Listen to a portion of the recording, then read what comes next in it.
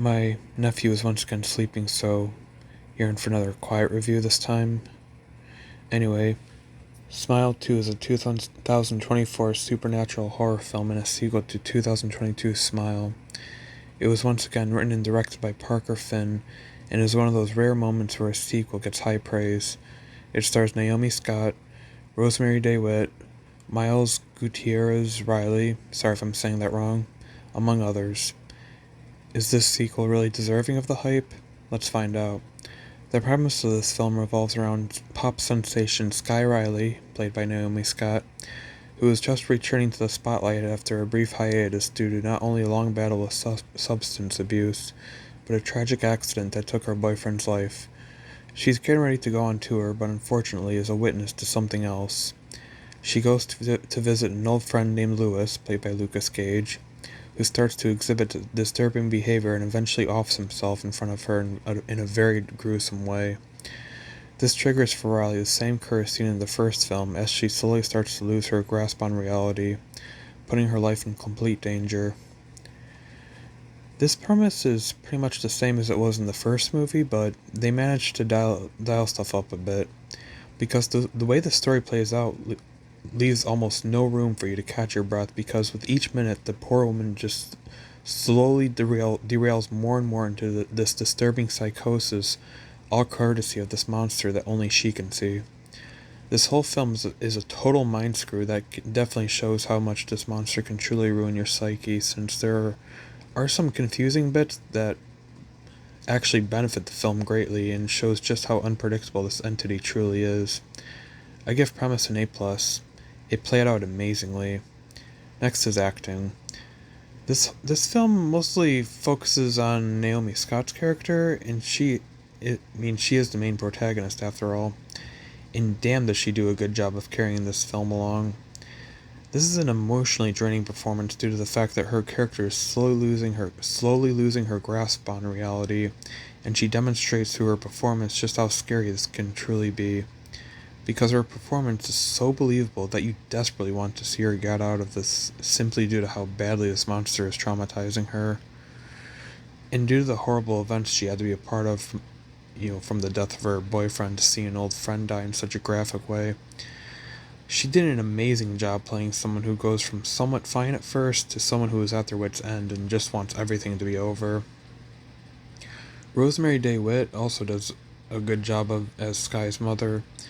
The interactions she has with Sky definitely feels believable, but I just wish we got some more personal moments between the two in the terms of family and whatnot.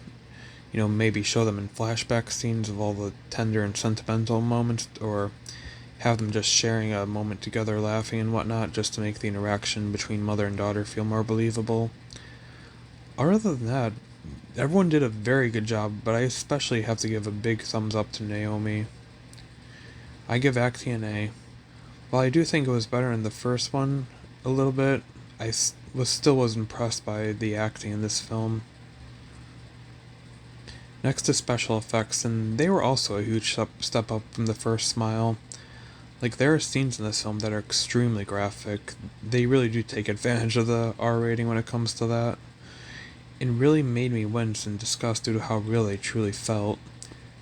The team went all out when it came to the more graphic scenes, that there are sometimes bloody intestines shown, bones sticking out.